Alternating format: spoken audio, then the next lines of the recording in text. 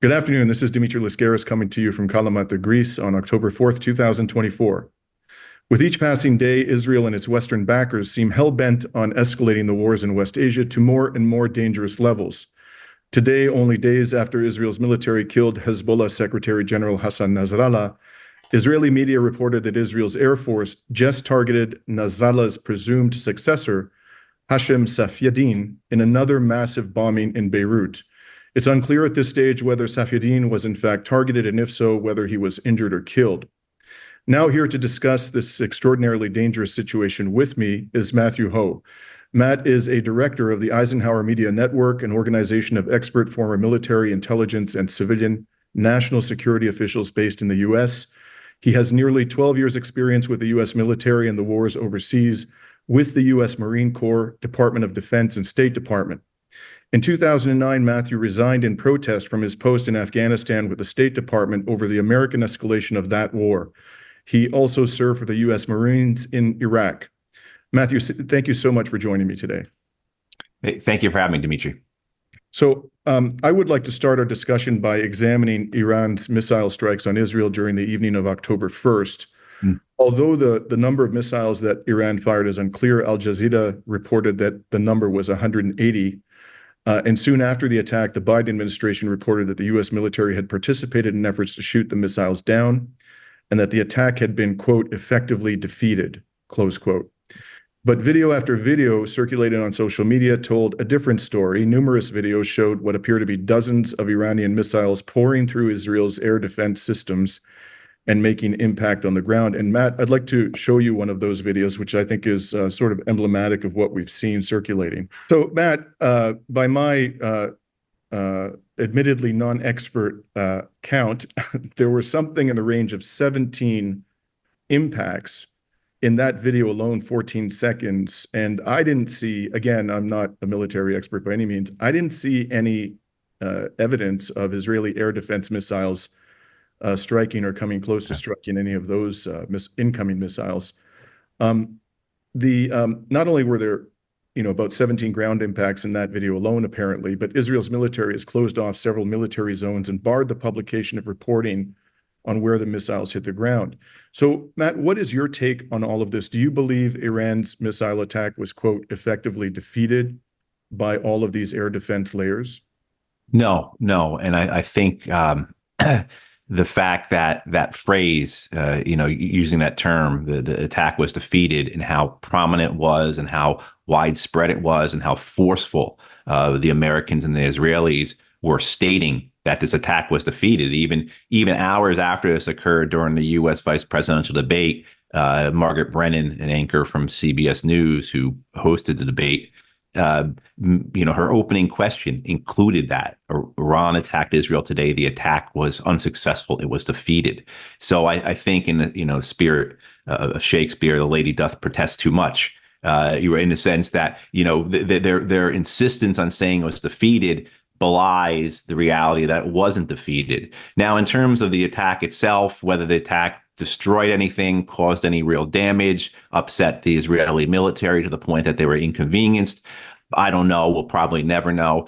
The Iranians did provide 3 or 4 hours notice, at least, to the Americans of this attack. And again, the attack was limited. It was only 180 missiles. So this was just one step further, a further warning from the Iranians to the Israelis and to the Americans that war is coming if they continue their actions. This is the second warning. The first warning was in April when the Iranians gave 3 days notice and then fired off 300 missiles and drones, their older inventory. And that was entirely defeated with a couple of exceptions. But the purpose wasn't to have struck anything. The purpose was just simply to serve as a warning. And in this attack this past week, the same purposes, Dimitri. It was a warning. It could show that the Iranians could strike what they wanted to, that their missiles would get through the Israeli defenses, that the Americans could not spin up fast enough to defend Israel. Because what you'll notice with the American response to these attacks on Tuesday, as far as I know, it only came from U.S. Navy ships in the Mediterranean. meaning that all those U.S. fighter squadrons, Patriot missiles, and Navy ships, whether they're in Saudi Arabia, Qatar, Iraq, UAE, the Persian Gulf, the Arabian Sea, etc., they weren't able to respond to this. So it showed it just was another successful effort by Iran to demonstrate their capabilities and to try and de-escalate. And so in a sense of many people have heard the phrase in the last couple of weeks, escalate to de-escalate. This is essentially what the Iranians were doing. I don't like that phrase. Simply the Iranians were saying, stop it. Because what's coming next is going to be something much more serious than what we've already demonstrated. So that's my take on it. Certainly, any type of damage to the Israeli military, again, we probably won't ever know, but it's more than likely there was minimal damage. Again, that wasn't the Iranians' intent. They gave notice. So any of the Israeli troops on those bases, they would have been in bunkers. Any of the F-35s, F-15 aircraft, those type of things, key equipment would have either been sheltered in hardened bunkers or hardened structures, or in the case of the aircraft, they would have been airborne. But the next time, the Iranians are not going to give notice, and they're not only going to send 180 missiles, they'll send orders of magnitude beyond that. It takes those missiles 10 minutes to get from Iran to Israel. There won't be the warning again. And it's also likely that the next time it won't simply just be the Iranians, but you'll have attacks on Israel from allied forces in Iraq, in Syria, in Yemen, in Lebanon, and if possible, of course, Hamas and Palestinian Islamic Jihad in Gaza will help as they can as well. And so that is the full weight of the axis of resistance that has been held back. But as we've heard from the Iranians this week, as they said to the Americans, the phase of unilateral self-restraint is over. And so I would hope that the Americans at least would understand what the point we have come to and where it goes next. But I'm not very optimistic in their understanding. Matt, I've been in South Lebanon 4 times since October of last year, and on one of my trips, I spoke to a number of people who are supportive of Hezbollah and some who are active within the organization in some capacity, including the international relations director in Beirut. And one of these people told me, I don't know whether this is true, but it was an eye-opening comment to say the least, that in a conversation with an Arabic language journalist years ago, Hassan Nasrallah said, "We have a nuclear weapon." And when the journalist was startled and asked him, "What do you mean?" He said, "We can hit the Dimona nuclear power plant whenever we want." Based on what we've seen thus far in this conflict, is there any reason to think, and I'm not saying that the Iranians or Hezbollah would actually pull that trigger, but is there any reason to think that if they chose to do so, the U.S., Israel and its allies would be able to prevent the Dimona nuclear reactor from being struck? I don't know. I mean, certainly what we've seen this past week with those missiles getting through clearly, and then with hours of warning. Certainly the idea that a limited number of missiles with a warning can get through and hit the most important of Israel's air bases and its Mossad headquarters, that means they could pretty much hit anywhere. I mean, so no matter what type of defenses you have, and again, if it's an attack coming from multiple axes from among Iran and its allies, and it's an overwhelming attack, or it comes on day 5 of sustained attacks, and Israel's, as well as the American air defense inventories are low or depleted, certainly they could get through. Any defense, history tells us, any defense is capable of being defeated. In this attack on a nuclear power plant, certainly what that would entail. Of course, Israel's response to that, Israel, which possesses between 300 and 600 nuclear warheads itself, would be commensurate. And my greater fear, is, of course, that Israel would use a nuclear weapon prior to that. I think looking at this past year, why wouldn't Israel use a nuclear weapon? Why would anyone think that they would respect any type of bounds like that? Their conduct in the last week and a half in Lebanon, it demonstrates it clear in of itself. its willingness to just exceed any and all boundaries in warfare. And then, of course, the support from the Americans is resolute.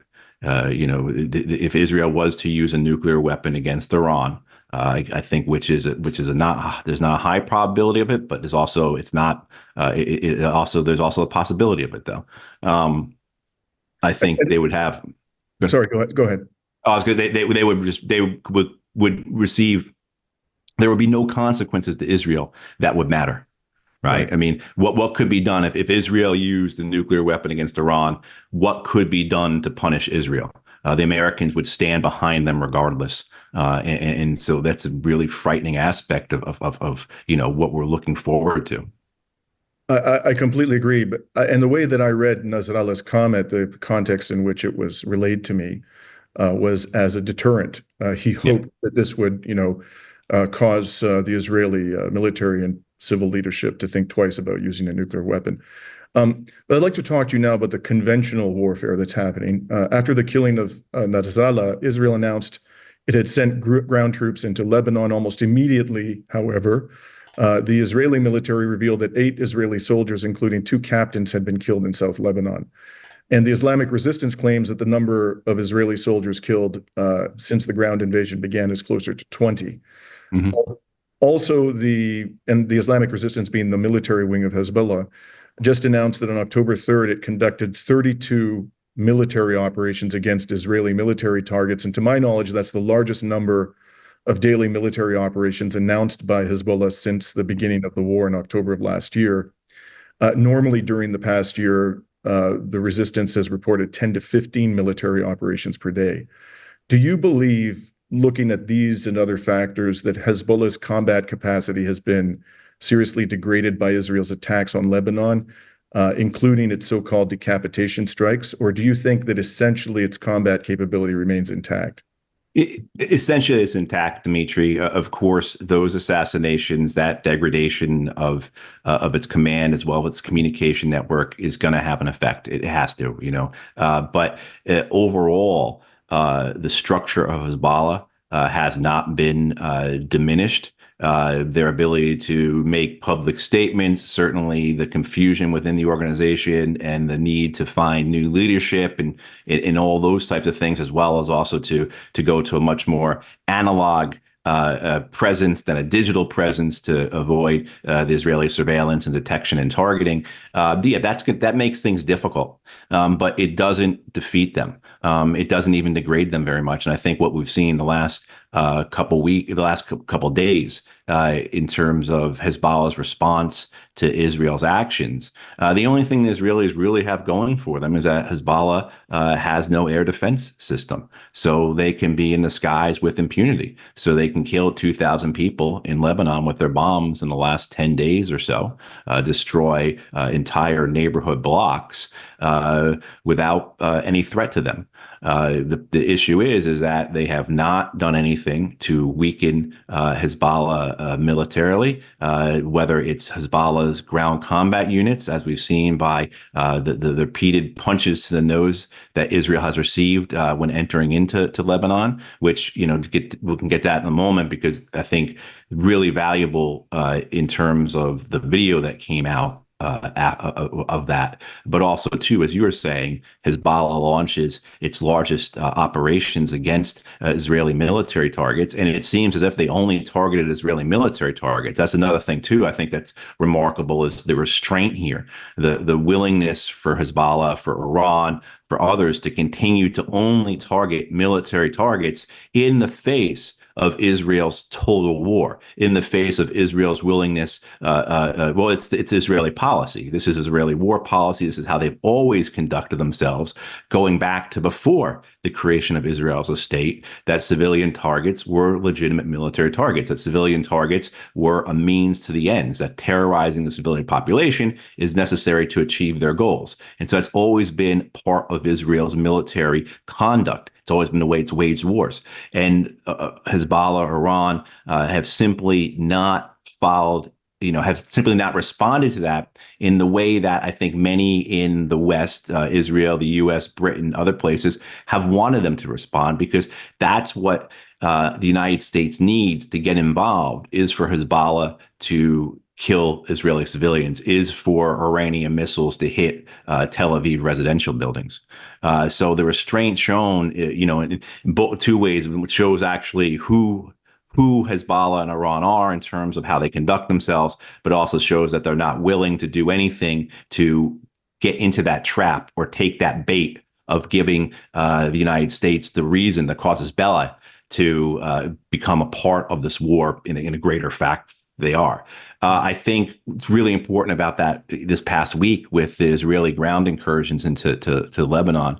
The first, of course, is the expansion of the war is meant to keep the war ongoing. So Netanyahu's declaration a week and a half ago or 2 weeks ago, whenever it was, when he said that when he essentially tied the war against Hezbollah to the genocide in Gaza by saying that part of the war, the aims or the goals of the war, were to return Israeli settlers to the north.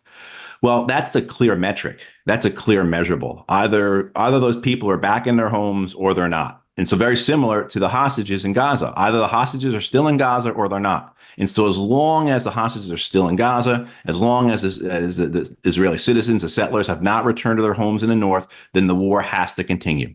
Right. So you see the political reasons behind Netanyahu waging this form of war, as well as his desire to keep it open, because this is politically beneficial to him. The other aspect of this I found very interesting and important is the video that comes after. So about within an hour and a half, 2 hours after most of us learned that Israel had put ground troops into Lebanon, there's video coming out and that first video is of Israeli soldiers being carried to helicopters. And then the second video is those medevac helicopters landing at hospitals in Israel. And so for the Israeli public to see that, to then also take on the Iranian ballistic missile strike, as well as the terror attack that occurred in Jaffa, all within 24 hours, roughly. That was in terms of propaganda, in terms of information warfare, in terms of public relations, that was a big step back for the Israelis. And so a peak of euphoria after they killed Nasrallah Fuad Shukr, right. the head of the Radwan forces. I heard people were dancing in the streets in Israel after Nasrallah was assassinated. Right. It's quite a stunning reversal of fortune. It is, and it's a kind of a wake up call. It should be a sobering. Those three events, all within 24 hours of each other, if I've got my timeline correct, really should be a sobering realization for the Israeli public that this is what you're getting into. As soon as you go past, when this begins, I shouldn't really say begins because it's beginning for 120 years now, right? But in October 7th time frame, I recall hearing Gideon Levy, the Haaretz columnist, speaking about the Israeli military as well as the greater public perception of warfare in Israel. And, over the last decades, the Israeli military and the Israeli public really came to view war as shooting teenagers who are throwing stones. And so this realization, even in Gaza this past year, Israeli combat losses have been fairly minimal. They've had about 2,500 wounded since October 8th and about 400 or so killed. All right, which is high for a country that small, for a reserve military, but it's not crippling. But now looking at an actual war on the ground with Hezbollah, particularly if allies from Iraq, Syria, Yemen, etc., come in from Afghanistan. I noted in the Ayatollah Khamenei's speech or words either this morning or last night, he referenced from Afghanistan to Gaza. And if people are familiar, many Afghans went to fight in Syria alongside the Iranians and Hezbollah in support of the Syrian government. So really, the totality of what the Israelis are up against and their view of war, their understanding of war, either because of their F-15s, their drones, or their soldiers shooting teenagers with rocks, is, crashing up against the reality of what this really might be like. But for Netanyahu and the governing coalition, this is what is politically beneficial. And, if They had elections today in Israel. I haven't seen the polls in the last week, but certainly 2 weeks ago, Netanyahu and his coalition were going to be in power again. Yeah. And if, as a matter of fact, since you mentioned the fighters in Afghanistan, there was a report in Haaretz a few days ago that the Israeli military was concerned about some 40,000 mercenaries, as they referred to them, who they said were assembling in Syria, Right. waiting to enter the conflict if called upon by Hezbollah. But Right. I want to go back to the key question, or a key question, which you touched upon in your commentary, and that is the objective of the ground invasion. So Israel claims, it's going to push and can push Hezbollah's forces north of the Litani River, that this will create a sufficiently secure situation for the tens of thousands of Israelis who have been evacuated from the northern settlements to return. Do you think that that is, in fact, the stated goal of this ground invasion? And do you believe that if it is a realistic goal for the Israeli military? No, I mean certainly the 60,000 Israelis who've been displaced because of this are a problem for Israel. I mean it's a nation of 7 million people plus a couple million Palestinian Israelis. So 60,000 is a big number. And the economic consequences of all this, the hit on the economy, not just from that displacement, but from also there are tens of thousands still displaced from the south. But then, of course, you've had 300,000 reservists called up. I mean, when you look at that number alone, the 300,000 reservists, you're talking, again, Israel's population, about 7 million Israeli Jews. So you take out the senior citizens, you take out the children, you take out those in school, those who can't work for whatever reason, and you look at 300,000 men and women who've been called up from the reserves. You're talking about what? About 10% of your workforce? You know what I mean? So just, I mean, and all the other metrics, the flight of investment of capital out of Israel, the denial of investment into Israel, the 40,000 businesses have closed, tourism has fallen. I mean, the Israeli economy is really bleeding out. So there is a necessity to try and get people back into their homes and get that part of the country back to normal to a degree. It's a big political issue as well. Certainly not as big a political issue for the Israelis as, say, the hostages, in Gaza, but it certainly is a big political issue, and that's why it's a good cover for all of this. That's why it is a terrific fig leaf to put over the purposes, and I think the purposes are twofold. One is to provide some type of buffer, which the militarists, the nationalists in Israel have long wanted. That buffer, but also too, that buffer then rolls into this idea of Greater Israel. And if people have seen Zionist maps, of course, Israel extends up into Lebanon. So I think those are the real purposes in the minds of many who are pushing this, whether it's possible or not. I think most of us don't agree it's possible. The results will be the same as they were coming from 1982 and coming from 2006, but I think maybe third time's a charm is what they're thinking. I don't know. But certainly the idea of getting them back in their homes has political, there's a political benefit to that. There's certainly a societal benefit to it, but that is all subordinate, and that is really being used as again, a prop, if you will, or an image in order to advance long-held goals of having that land in Lebanon be occupied and eventually, of course, annexed by Israel. So, Matt, immediately after Israel announced its ground invasion, Russia's foreign ministry issued a statement in which it, quote, strongly condemned, close quote, the attack on Lebanon and, quote, calls on the Israeli authorities to immediately cease hostilities, withdraw troops from Lebanese territory, and engage in a genuine search for peaceful ways to resolve the Middle East conflict. I think it's fair to say that Israel has given the middle finger to the Russian Federation. Yeah. And of course, there are indications, there have been a lot of reports that the Russians have provided air defense systems, electronic warfare systems to Iran. Shoigu was in Iran promptly after the assassination of Hania. Apparently, he's there now again. He was absent from a Russian Security Council meeting, and there was speculation that the reason is he's in Iran.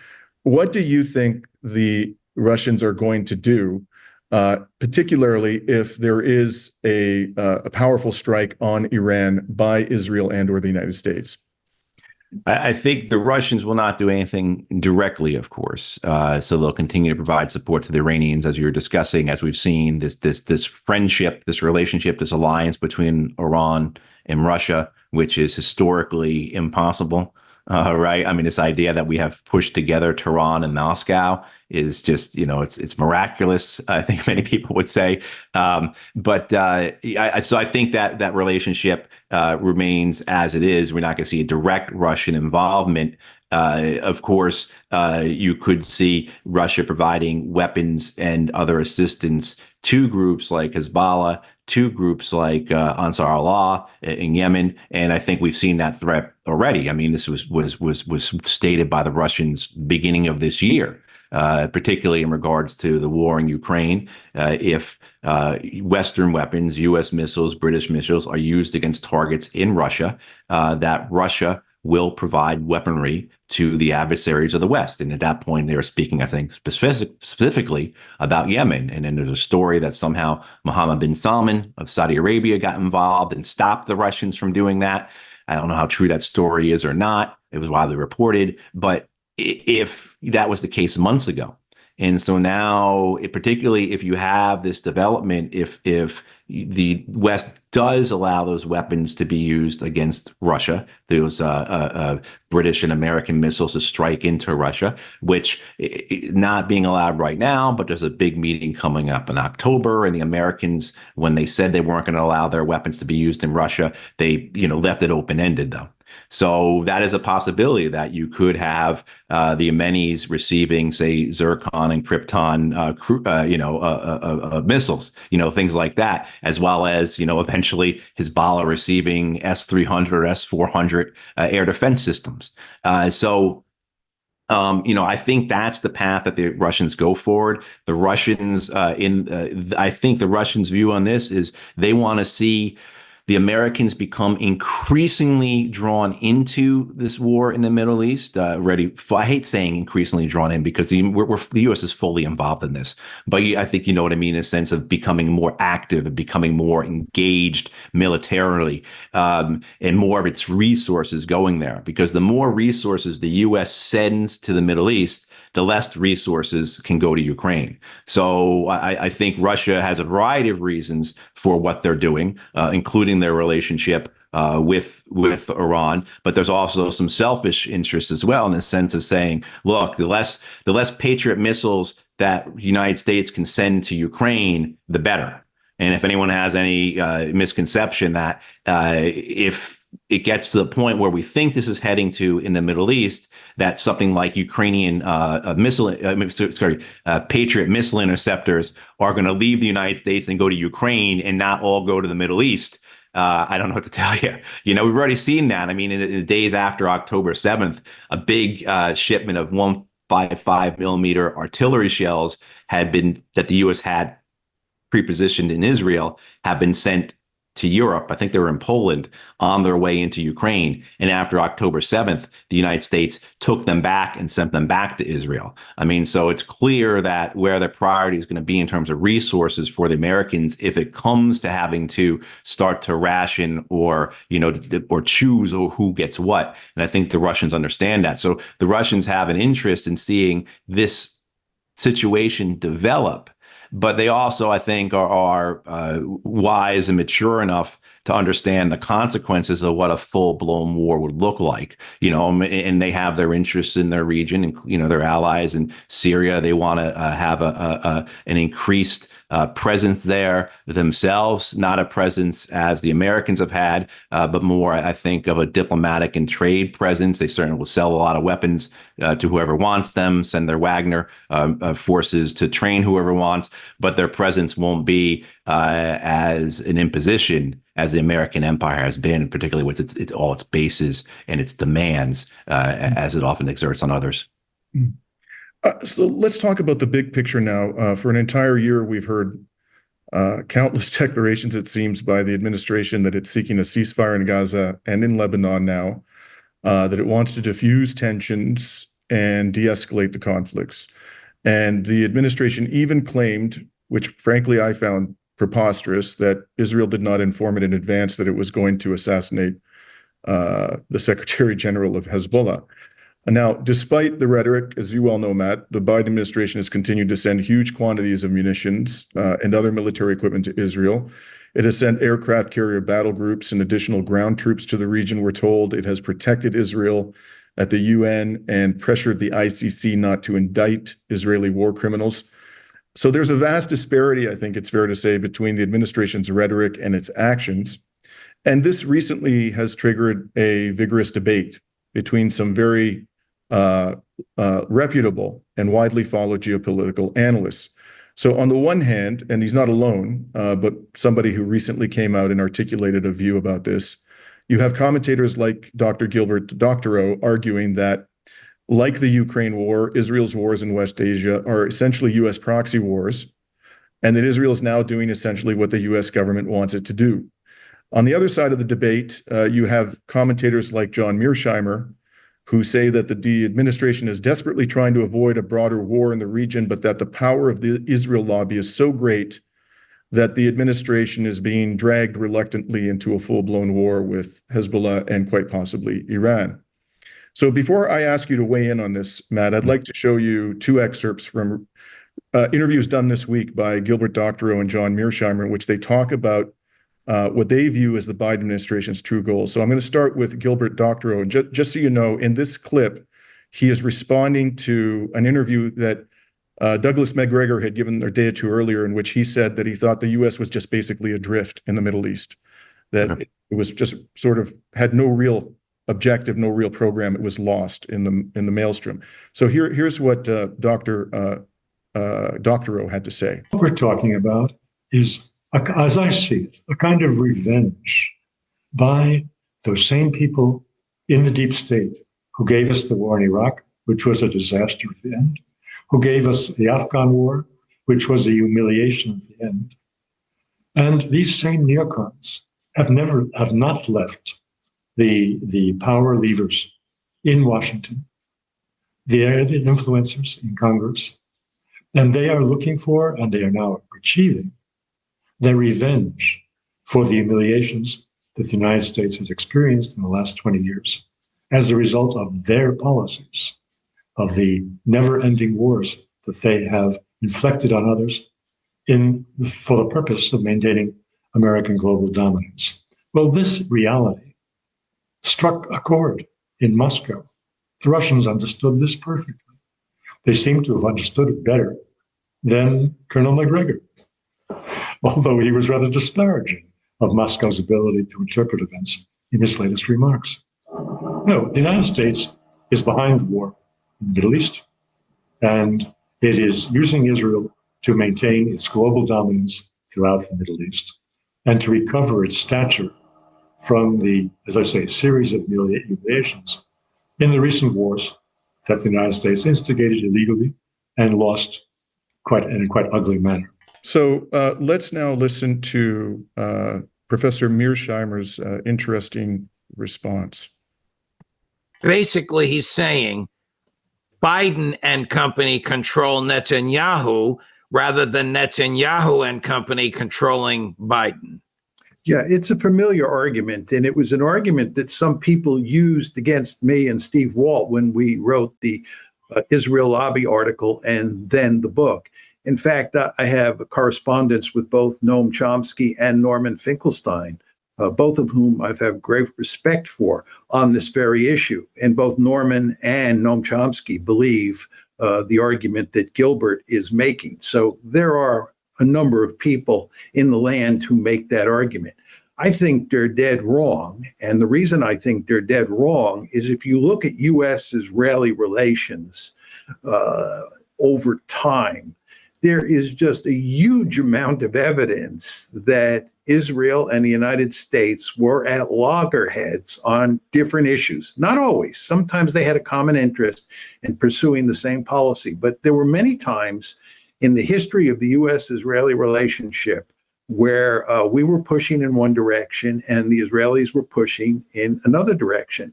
And I think the evidence is overwhelming that Israel won almost every time. Not every time in the early years, but almost every time. And it was because of the power of the lobby. I just want to, before I ask you to weigh in, Yeah. when I first heard Mearsheimer's response, and I just tell you in the interest of full disclosure, I'm in the Gilbert Doctorow school of thought on this one, and I've been saying this for months. What occurred to me was that Professor Mearsheimer is, if I could put it this way, assuming a continuity of leadership in the United States. He's assuming that if effectively the goals of the foreign policy goals of the United States have not evolved over time. Essentially, the core goals have remained the same, it seems to me. And he's ignoring the fact that there was a very important change in the 90s, and particularly when the Bush administration came to power. And that is, you had these hardcore, bloodthirsty neocons like Dick Cheney and Wolfowitz and Victoria Nuland and all the rest of them seize control of U.S. foreign policy. And their goals are essentially those of, I mean, they're very much aligned with the current Israeli administration. There's no reason to have to drag them by the nose into a war because they've been seeking this for decades. And today, interestingly, after I kind of mulled this over, Gilbert Doctorow put out a statement in which he said just that. He said Professor Mearsheimer is not taking into account this important change that took place in the foreign policy elite in the last 30 years in the United States. So with all of that as background, what is your take on all of this, Matt? Yeah, I believe it is a little bit of a chicken of an egg. I agree with Professor Mearsheimer, particularly when he says over time, and we have to take in the context of the longevity of this. And so I agree with you as well, though, Dimitri, in the sense that you saw this great shift in American foreign policy in the 1990s. And that comes as a result of the end of the Cold War, New World Order, essentially, the unipolar power of the United States, and so forth. I'll also then kind of reference Chomsky in the sense that those people who were in the position to have that power would never have been there if they weren't in the favor of the Israel lobby. And so my belief on this is a structural belief that has been established over decades, that we have a legalized bribery system for a political system in the United States. The Israelis have exploited it to their great benefit, just as the banks have, just as the military-industrial complex have, the fossil fuel corporations have. Big pharma, as we call the pharmaceutical industry here in the U.S., controls American healthcare policy. Big agriculture, like Monsanto, controls our agriculture policy. See this as the consequences of our political system being incredibly corrupt and open to the highest bidder. So I think what you have is both camps are true. If I know that's kind of unequivocal and maybe a little wimpy on my part, but I see the realities in both camps. And so I will agree. The American administration, at least Joe Biden, sitting at his desk in the Kamala Harris campaign, do not want a war with Iran, because if a war with Iran occurs as we believe it would occur, and Iranian oil facilities are struck, Iran closes the Straits of Hormuz, gasoline in the United States goes up to $8 a gallon, Harris does not win in November. Now, that's a very localized, acute view of this, right? That is tempered by the November elections or controlled by the November elections. But that's the mindset right now, I believe, for at least the president and the vice president. The problem is, that's not the mindset. And this is where I agree with you and Gilbert on. The problem is that's not the mindset for their subordinates, such as Brett McGurk, Amos Hochstein, who this week in Politico, a very important article, detailed how those two, they're the senior officials for the White House with regards to the Middle East. They have been saying to the Israelis for quite a while now, yes, we are saying publicly we want a ceasefire. However, from me to you, from the White House to you, we want you to invade Lebanon because we think that will make things better, right? So you have those within the American government, within the White House, who are in the camp that you and Gilbert are describing of wanting to see war. But then it gets back, now it circles back to, how did a guy like McGurk, how did a guy like Hochstein ever get into that position? Would they have ever been in that position if they were not approved by the Israeli lobby? So it becomes a very chicken and egg process for me. And eventually what you have, and this is why, and I'll also agree, to be completely unequivocal, to be totally wimpy on this, I'll agree with Doug as well, that the United States in many ways is just adrift in the Middle East because the United States has no strategic policy. The empire is essentially constantly reacting to the consequences of previous decisions, mostly bad decisions, often meant to simply sustain a dying empire. And more times than not, often our policy is meant to simply bolster the narrative that we've had in place for way too long. Right. So again, the politics starts to trump everything. So I see an element of truth in all of that discussion, but it really comes to me is this is the inertia of empire, and it builds and it builds. And this is why essentially what you would have is you never have been the success, say, of the military industrial complex, not just the Israeli lobby. You look at the staffs of congressional members, whether it's the committee staffs or the personal staffs, and the majority of those staff members come from institutions, from schools, from careers that are friendly, if not part of the military industrial complex. There's very little chance that you're going to get a job in a congressional office working on American foreign policy if you do not have some resume that shows that you come out of something approved by the military industrial complex. And this is just an unthinking blob. Okay, that's another phrase that's used for the foreign policy establishment in the United States, the blob, that just, again, exists by its inertia, and decisions are made that way. So if you're trying to get a job in a Senate office or House office, unless you happen to get a job with, and the numbers of them are very few who are outliers on this. So unless you're getting a job with a Tom Massey, and on a Democratic side, I'm not even sure who it's possible. Before you could say Barbara Lee or Jim McGovern, but that's not even the case anymore because they've been so hawkish on this, whether it's the war in Ukraine or so weak and cowed by what's happening in Palestine. I'm not even sure how many congressional offices we hire anybody without those military industrial complex bona fides. So you see how the whole ecosystem, whole environment, it just replicates itself. And again, now it comes to a chicken versus egg thing. Which came first, the policy of the empire, or in our modern era? I mean, we could certainly go back. We can go back a long time, but just say in our modern era, whether you begin that in 1945 or you begin that in 1991, which comes first then? When you set that date to start history, okay, which is the dominant factor? Is it the policy needs of the empire? Is it the essentially the empire, what it wants? Or is it what the Israel lobby wants? And I'm not sure you can really pull that apart. But I think, so I think it's sorry to not give something as determinative, but I really see elements of truth in all three arguments.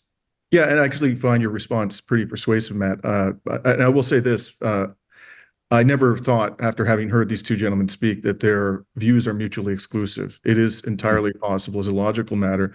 And part of the reason for that is because the U.S. government is not monolithic. There are people in there who have the sanity to see that this is a very bad idea for U.S. interests and for humanity as a whole, the escalation of these wars in West Asia. And there are others who want the wars. And there's certainly some kind of tension between the two. There has to be. But and that's when I talk about these things. Oftentimes I get this question about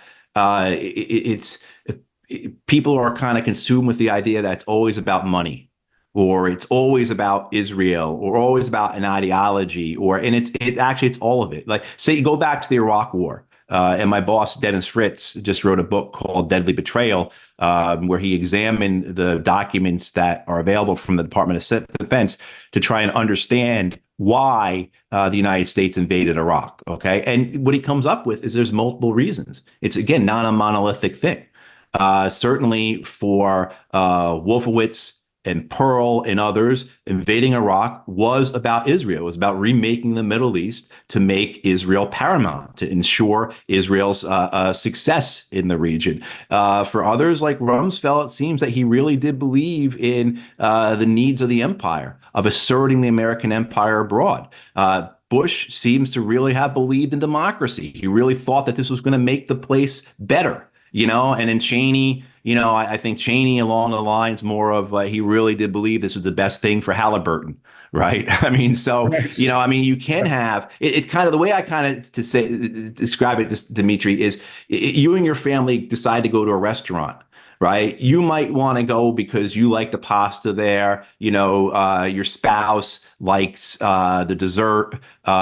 Your son likes it because the waitress is good looking. You all go there for different reasons, but you all choose on that one spot, right? And that doesn't diminish either the overall decision to go there or the separate reasons to inform that decision. And I think that's what we're up against here. But overall, I really just come back to, if I had to be pushed on it, I come back to the corruption of the American political system, and then the inertia of it that was created by that corruption and that's sustained by the corruption, and that just continues to reinforce it. And that inertia being whether it's policy, whether it's budget, whether it's staffing. Again, McGurk and Hochstein aren't in those positions unless they're completely and fully vetted fully by Israel, like anyone else who will be in the National Security Council, at the Pentagon, the State Department, wherever, whether it's a Harris or a Trump administration. Yeah, and unfortunately for our human family, Matt, that restaurant is on fire. I'm going to seize upon your use of the three magic words, military-industrial complex. I know you have a few minutes left, and I was really anxious to get this question in. Sure. By showing you a clip from a speech. I'm sure you've heard this countless times, as I have. And it is the extraordinary farewell speech given by Dwight D. Eisenhower. I think it was 3 days before the end of his second term in January of 1961. And I'm going to play a good bit of it. It's a couple of minutes long because I think it really, it needs at this particular moment of extraordinary danger in human history to be contemplated and heard over and over again and discussed. So here's what I'd like to share with you and our audience. Until the latest of our world conflicts, the United States had no armaments industry. American makers of plowshares could, with time and as required, make swords as well. But we can no longer risk emergency improvisation of national defense. We have been compelled to create a permanent armaments industry of vast proportions. Added to this, 3.5 million men and women are directly engaged in the defense establishment.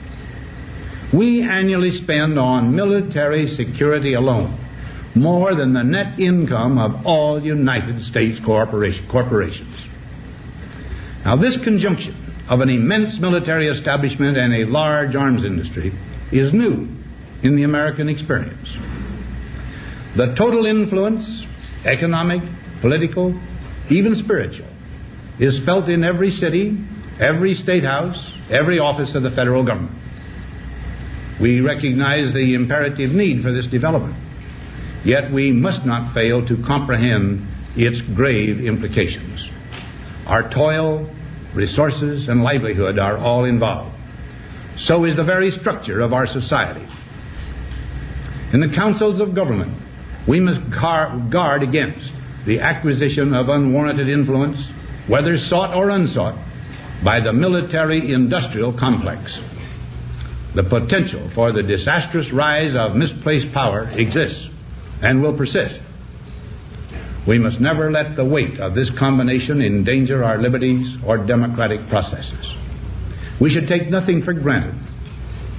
Only an alert and knowledgeable citizenry can compel the proper meshing of the huge industrial and military machinery of defense with our peaceful methods and goals.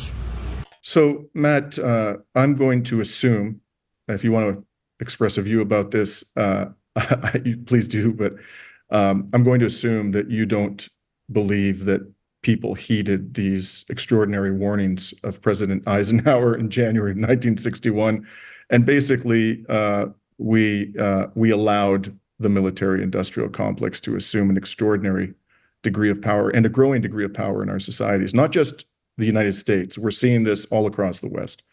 Right.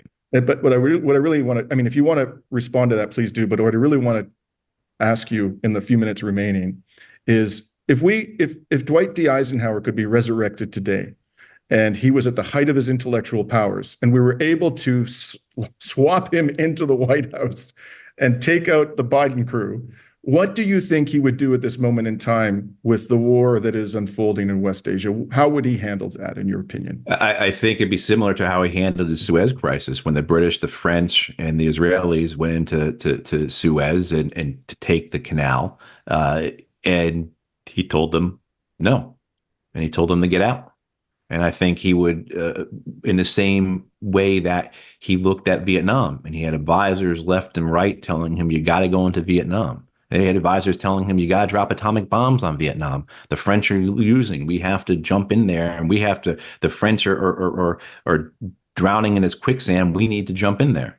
And he said no. I mean, certainly Eisenhower's record is there are plenty of blemishes on it, all the coups and things he supported during his time, the expansion of the atomic age, the military atomic age under him. I mean, certainly there's things we can criticize. But I think in this case, Eisenhower would recognize the strategic unsoundness, the folly of what was being done, and recognize that there are no American interests that are worthwhile to continue to see this thing develop, to continue to see a war spread regionally through the Middle East. And of course, it is a war already. I mean, and what the Palestinians are enduring, have been enduring, will continue to endure. Certainly what's going to occur, what can occur in Lebanon. The fear, of course, is that the Israelis don't actually enter into ground combat. I mean, that'd be terrible in itself, but that the Israelis just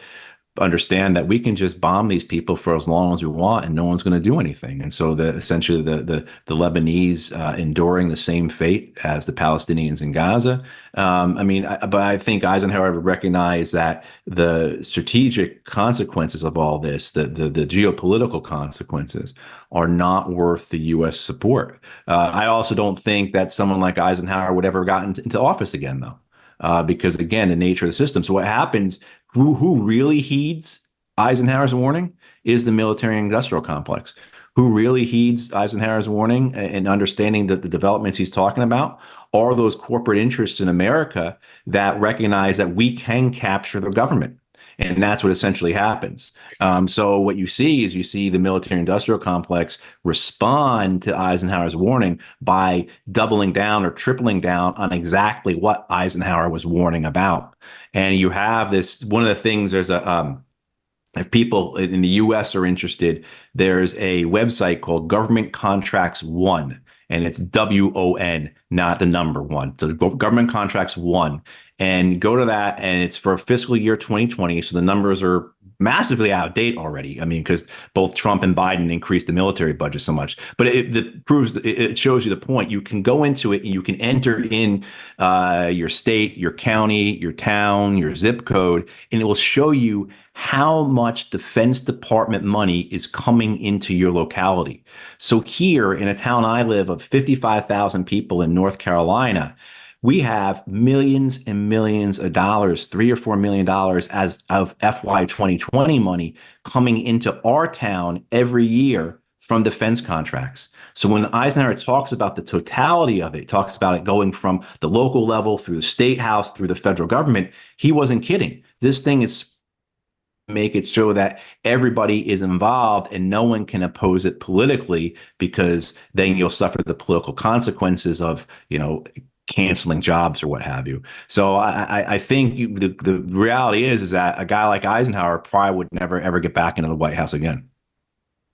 And what I find interesting, Matt, is that people like yourself and President Eisenhower, who had direct experience of war, tend to take a different view about war making and war escalation than persons who have no experience of it whatsoever, which is unfortunately right. And Eisenhower had to quote, paraphrase it, that he said, "I hate war because I'm a soldier. I hate war. I know the reality of it, and that's why I hate it." That's quite right. But on the other side, there are plenty of men and women who go through war and find an evil purpose in it. They find their truest psychopathic tendencies of it. And you see that particularly, say, in the American Congress, where there are many veterans of the Iraq and Afghan war, and the vast majority of them are pro-war, because I think they found their evil purpose in war, and they want to continue that.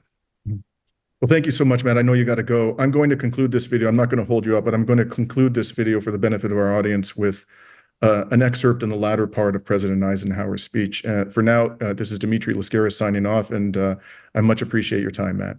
Hey, thank you so much, Dimitri. Take care. All right, bye-bye. Bye-bye.